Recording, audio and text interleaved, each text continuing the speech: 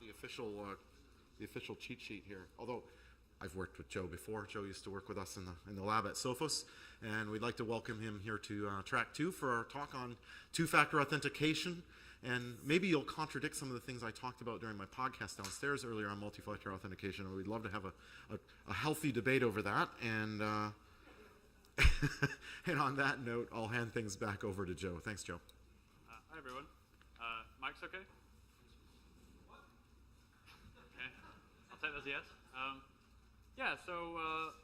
I was told that I should ask questions at conferences. So who here has used two-factor authentication? See, that's great, isn't it? Great. Who's recommended it to their grandparents? All right, so there's 1 or 2 from me as well. What I wanted to cover today is some sort of distortion thing. Basically, there's 2 sets of users that I like to target, and if you can take away, maybe one thing from here. So if you're a user, ask your providers what the options are for bidirectional authentication.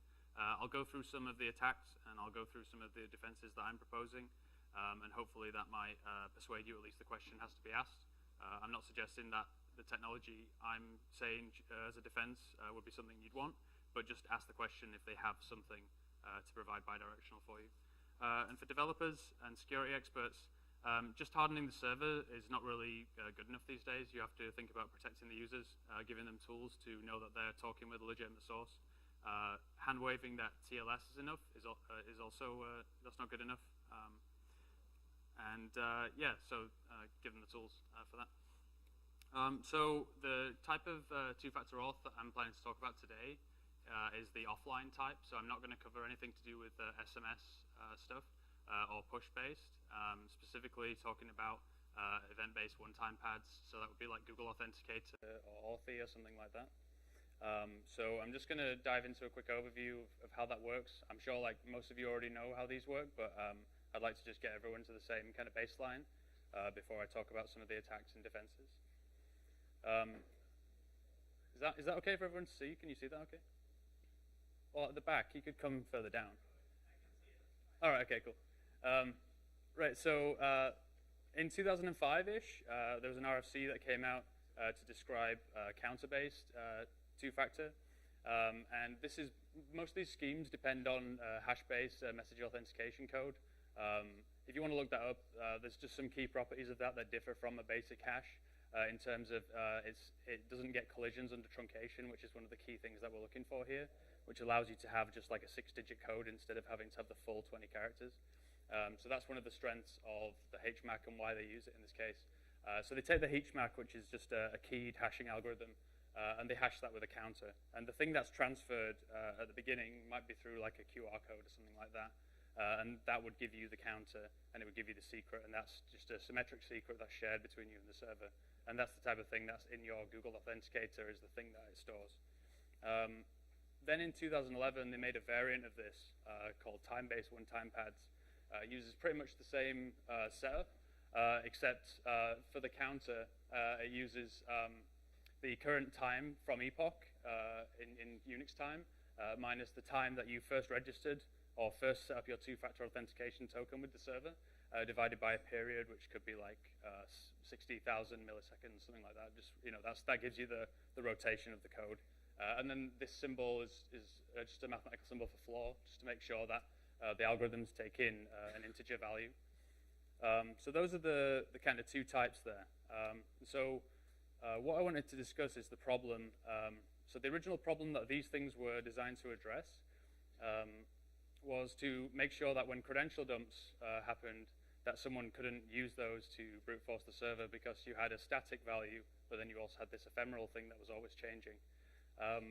While that is good, these things do not stop from direct phishing, and they also, the way they're implemented, have a couple of flaws in terms of the static information is passed first, and then the varying information is passed second, and that to me strikes me as a flaw. So if I just zoom in on this a bit, that didn't zoom as well as I'd hoped. I blame you for that, Jake.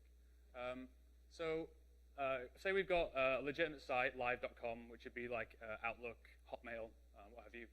And then we take a homoglyph of this, which would be ive.com, like lowercase I. But when you uppercase that, it looks like exactly like live. So that would be a classic homoglyph attack. And what we can construct here is, even though if you see the two arrows between the sites are under a padlock, representing TLS, the username, password, OTP are passed across, and this site just acts as a site in the middle and forwards that onto the legitimate site, and they can then take your session. So while it does provide protection from a password dump, it doesn't provide protection from a phishing attack like this, and I'll show you that in a second. This type of attack, this replay attack, was actually detailed, funnily enough, when the original HMAC RFC came out in 2005. It was detailed that CRAM MD5, which some of you might know about, challenge response authentication mechanism, which was kind of a similar kind of, well, not similar, but a password hashing scheme. They identified that this was vulnerable to replay attacks, and it came out, kind of a similar time to the RFC. I think it might have come out just after, so these things were not captured in the original RFC. Maybe they might have refined how they designed this. It could have been that it was meant for a different purpose, and times have progressed since then. Right, let me just jump to a demo. So, does anyone know what this site is? No developers? Any developers here? One developer at the back, what is it? Right. Nailed it, I can read from all the way back there. Right, so Heroku is a platform as a service. If you want to be a developer and you're doing Node.js or Python or something, and you want to say, okay, I got my app, I got my data, I'm going to put it in here, and just let them handle all the virtualization, containerization, scalability, everything. I'm not picking on Heroku because they suck or anything. I'm just picking on Heroku because this is the state of the industry. There was lots of other sites that did this. And this is not actually Heroku. This is a fake Heroku. The real Heroku is spelled with an E. This is just one that I mocked up just by doing like save page. So let me just type in my password. You guys can't see that, right? Okay. Yeah, you couldn't see my password, right? So anyway, we go to the two-factor thing, and oh right, I left my phone in the audience somewhere. This is not part of the thing. I actually didn't mean to leave my phone out here. So if I grab my phone, put in my Heroku thing, wherever that is. Greatest demo ever. 660215. Right. Hopefully this will log me into the next phase. I specifically put these timeouts in just as an attack, and if you notice, we've redirected to the actual Heroku here. I think, oh, let me run that again. We didn't actually get, oh no, we did. There we go. So my screenshotting capabilities were just taking a while. So we can see here, like this actually logged into the real Heroku here, and I had this app that I'd created called Hello Bsides Van 2017. If you don't trust that that was actually there, like these things, you might have seen them populate here, but afterwards I could do like a cryptographic proof for you to show that I definitely submitted that at that time. If you guys don't believe it, that's a joke, but anyway. Yeah, so what I'm saying is, this was just using Phantom.js, just like a simple Node.js app, and I was just snuffing credentials from id.heroku.com, which was actually available as a domain for purchase until I told Heroku about it and said, you should probably just buy this, it's like $2.99. And it's so easy, like if you look at the difference between this site and this site, like there's not much difference in terms of the font there, and it's very hard to distinguish that. So if I flick back to the main thing, I want to talk about some of the issues with this. So the desired features of a solution to this would be that we can prevent an attacker from stealing a user's credentials. That's the main thing. And that would be via DNS hijack attacks. That's not something that I've covered in that particular attack, but it is definitely possible.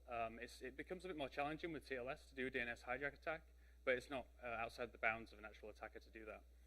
We'd like it that the authentication system was resistant to those too. And the more common one is the homoglyph hostname attack. I actually did a little site that I put up that you guys might have seen on Hacker News at some point that was called Elfin. And all it did is it just take your domain name and it generate all the different homoglyphs. So say it was like a W, it'd give you 2 V's. If it was an M, it'd give you a lowercase r next to an N, and it kind of looks exactly like Gmail or something like that. And that would be, those are so easy to kind of do against a user. And the user, as they progress through using the service, the tolerance to minutiae and changes in their experience of the login becomes lessened. So if they've been using Gmail for 10 years, that it's probably indistinguishable to them to see an RN for an M. And so the other features are we want to submit our static inputs second, variable inputs first, so that like someone can't do a partial attack against your credentials. I'd rather they stole my two-factor code than stole my password. Technology independent, this is another one that some of the people that do offer bidirectional authentication suffer from. They can offer it for your enterprise, and they can offer it for only when you're using enterprise stuff, because you have to have certain things set up. It doesn't work for all browsers, it doesn't work for all devices, things like that. Maybe technology agnostic would have been a better word for this, but just something that can be an open standard that can easily be applied to any technology stack. And then the final one is adds no more friction to the current user experience. I've noticed myself that I have so many different two-factor codes stored in my Authenticator app, and it becomes kind of a slowdown, an impedance in my workflow. And so we wouldn't want to add any more things to that if possible. So a proposed solution, if we actually look at, that's slightly off screen, right? The original RFC that came out for event-based one-time pad had this section that no one really, well, maybe someone did. I'm sure someone's read this and knows this off by heart. But like, it didn't seem to get much attention by any of the vendors. And this is like section 9, says bidirectional authentication. It says, interestingly enough, you can use HOTP, and what they mean by this is the counter mode that I talked about earlier. So you can do it first direction towards the server, and then the server sends you back the challenge that they generated, and you verify that, and then you continue with the login. HOTP, in this form that they're talking about, the counter-based one, is not used as much these days, and the reason for that, while it is more secure than the time-based one, because the time-based one would be vulnerable to NTP-type attacks, it's not used as much because it doesn't work for multiple devices, because you have to share the counter state amongst tablets, phones, other logins, everything, whereas the time is a way to easily share the state. But we could do something similar for time-based one-time pad, and that's the thing that I'd like to cover here. Let me see, that will zoom. That looks okay-ish. Right, so I've created this scheme called Veerless. I don't know why I came with that name. It was a name that no one else was using. So this is what it's called. So when you visit the site, so say we've got this spoof site in the middle, exactly the same setup that we saw in the previous attack. You go there, it says X Veerless in it, that's just like a header that comes along, and that tells your client to start watching for a Veerless response, which would be from the server. So you put in your username. The server then would look up, using the username, would look up the secret that it uses to represent itself, and it would generate a two-factor code, and it would pass that back to the client in a Veerless response. And the way I've constructed the Veerless response, I'll go into this last concatenation bit in a second, but essentially this would be TOTP, but in the server direction. The client direction would follow after this. And the reason I put in the IP block is if we look at this setup that we have here, you could see that this could easily be replayed. So for example, say the server in the middle could connect to the legitimate server, get the replay code, and then send that back. So we have to have some out-of-channel way of identifying that the thing we're actually talking to did actually give us this code. That's why I've embedded the DNS resolution of that, and it could be an IP block. So for example, it could be a range, it could be an autonomous system number, it could be an IPv6 block, it could be just something that makes it more hard for the attacker to cite in the middle your authentication. And so the client would actually have to have DNS resolution in this case, which I'll go on to in a sec. So I'll give you a demo of that. So I set up this site called veerless.pro. Because pro was a really cheap domain, it cost me like $2 for Veerless and VERIESS. So I can show you like a homoglyph attack on this. So if I type in user1, that shouldn't have blocked me, my bad. Type in user1, and it gives me my client code, which is 64FB16, I think. Foobar is the password, super secure.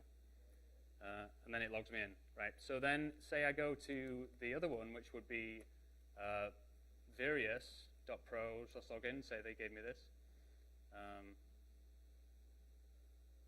Jake, what's happening to your internet? Oh, okay, it's back. So go to user1, and it should block me, right? So what happened here is that this site gave me the wrong VLS response here, and so the only thing that I've actually disclosed is my username. The rest of the stuff has been kept from me disclosing it. Let me just go back to this. So there's some design compromises that I went for in this solution. I did it as a browser plugin, and it uses some of Chrome's declarative web extensions there, so it can actually monitor for certain headers coming across and take actions based on that. There's some restrictions with that because you have to ahead of time compute it, so you can't listen for a code and say what the code was. You can just say, I need it to match this code. The reason I chose plugins, for example, instead of the Google Authenticator approach, as you can imagine, the friction will be quite high in this case because if you wanted to use Google Authenticator, I'd go to the site. The site would then, my device would then have, or my laptop would then have to give me the DNS resolution of that via an IP block. I'd have to then put that into my device. I'd have to put in the code from the server into my device. Then the client, Google Authenticator, could tell me, okay, here's your two-factor code, everything checks out. Now I manually put that in. So there's like a lot of manual input between those. And so the browser plugin approach is not ideal either because I'm on the laptop and I'm using the same mechanism to log in, and there's a risk of compromise there in general. And it's nicer to have like an air gap solution like Google Authenticator. So ideally what I'd like to do is some sort of hybrid implementation where the plugin is actually just doing a DNS resolution and then obtaining the code for you and just sending that round to an Android app via something like Firebase communication, cloud messaging, or it used to be called Google Cloud Messaging. So something like that, a way just to send, here's the data that I observed on the laptop, and you can now tell me whether my two-factor code can be put in or not. There's also some other options that you could do with TLS. There is a company called Miracle that I think I have somewhere in here. Yeah, mpin full is something else you can read about. That one is, again, an example of something that's technology coupled. It would only work for you if you're a customer of Miracle. You're not going to get that as an open standard to implement in all browsers or clients. But it is a very good solution and allows you to do two-factor codes tunneled through SSL. And so you get this kind of granular pipeline. That would be ideal if that was a standard also. So some of the benefits of this is credential phishing kind of goes away near enough because you can't, if we're protecting you from authenticating to a homoglyph or DNS hijack attack, you can't actually authenticate there because we won't give you the second factor from the plugin. The other thing is it corrects the user trust model. So the most vulnerable part of this design is at registration time, and that's when the user, first of all, has the least value to their portfolio because they have no data stored in there. But also, they're also at the maximum scrutiny. For example, if you had never been to Facebook before, you're very curious, you don't know where everything is, you're looking at all the fields, you're inspecting things, you're looking at the TLS lock, everything like that, the scrutiny is at the max. With the current model, your scrutiny has to be at the highest level all the time. With this one, the max scrutiny has to be at registration time, and after that, you are more protected than you would be normally. Challenges is the client needs DNS resolution capabilities. This is a beta API in Chrome. Firefox doesn't have it. Not sure about the other browsers, I didn't try. There's compromises between usability and secure isolation. So like I said, with the Google Authenticator approach, that would be the most secure. But it's also the most friction to users because they've then got to put in two values and then wait for a value to return from the Google Authenticator and put that back in. So there's a balance there. And then the next one is user adoption. If the site has an option not to use 2FA, then this might not work as well to defend those passwords because there's no ephemeral code to protect you there. I mean, potentially they could deploy the plugin and just have the server-side code working and not the client-side stuff. That would be an option. But it would still be a struggle to get them to adopt that if they didn't already want to adopt TOTP. Yeah, the other directions is mpins full, which I already covered. And then this other one was quite cool, which is the YubiKey U2F stuff. And I just zoomed in on this because, as we can see, this was one of the things that we wanted in the solution. We wanted the username and password, the static variables, to be given later. And so this one's still falling foul of, if you can impersonate the server, you can steal the username and password, and then you might be able to find another attack to be able to forge a challenge later, kind of, just a piecemeal attack against the user. And we'd rather give away the ephemeral codes first. And that is it. Oh, there was a meme. There is a meme at the end. I lied. Yeah, any questions? There was a mic. There is a mic over there if you have any questions.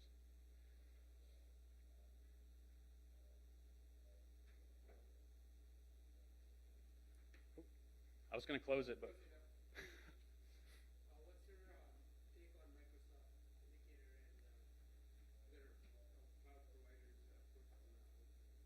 providers? So that would be the app that takes push notifications? App, and I know even RSA had some issues a couple of years ago where they had to replace all the tokens. Yeah, so Microsoft's one, the Authenticator at least, I'd say that's not as easy to forge, at least, in terms of like the homoglyph and DNS-based attacks. This improvement's mostly around Google Authenticator and more open standards. But yeah, like the push-based ones are pretty solid. The only thing I'd say about the push-based ones, if you look at Octopush, for example, Octopush, if I use that for my Android for work, it's supposed to be behind a separate password from the device password. Octopush can actually bypass that. So Octopush will come down and say, do you want to approve access to this? And your user could say have a really weak password of like foobar, but then the device might have a very strong policy from the enterprise saying that the secure device profile might have a really strong password. But if we're bypassing that, then there's different attack vectors with that. But I would say that the Microsoft one is quite strong compared to these. All right, I'm going to give you 5 seconds, and then the bar's open. 5, 4. Oh, come on. What are your plans to move forward with this idea? Is it just like theoretical for fun, or is there actually like an end game? Oh, right. Yeah, that would have been good to talk about. I should have come and speak to you before this. Yeah, the actual Veerless scheme is up on GitHub, and that's at Joe Kerr on GitHub. My first name's Joe and my last name's Kerr, but then if you combine it, sounds like Joker, right? It's a cool hacker name, right? Anyway, so if you go on GitHub, it's up there, and I plan to also release the slides, and I plan to also hopefully release that Heroku snarfing thing, as long as it's like not something that can be used for evil stuff. Yeah, so what I would like is just more of an open discussion about this. My goal today was if I can get to the point where people can see that there's an issue here, and say someone comes to me and says, oh, I thought your solution was crummy, but here's how I do it, then my talk has been successful, because what I wanted people to realize is that it's not as secure as it could be, and I would like us to improve. So if people want to contact me via the GitHub link, review the code, want to make improvements, have ways to simplify it for users, that would be great. I'd like to see it implemented somewhere. I just don't know where at the minute. All right, I'll do this count again. And if someone just jump...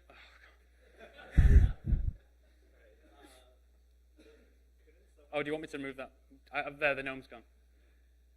Couldn't someone put up a phishing site and say, oh, you need to uninstall the current plugin and install this new version? Right. Oh, yeah. I guess it's just currently the bar to attack is so low.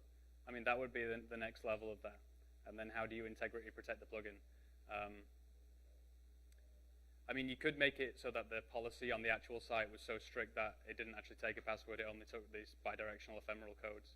I haven't really thought about that level of attack, because that would come after you've actually deployed this thing. But very good point, yeah. What if the 2FA is on the... Sorry, I'll just repeat that.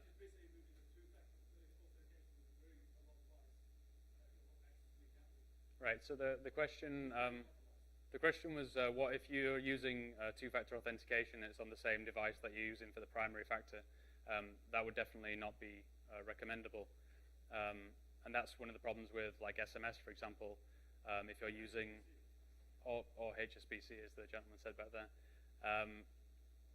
And yeah, that would be a problem, and that's what I talked about in terms of secure isolation. Like, I'd prefer it if it was an air-gap solution, like Google Authenticator doesn't actually have any Android permissions. The only thing it needs access to is the time source from Android itself, which should hopefully be running through NTP. So the angle for attack on that is only NTP. But with stuff where it's actually SMS-based, there would be an avenue for attack for that, yeah. 5, 4, 3, 2, 1. Go. All right. Let's be done.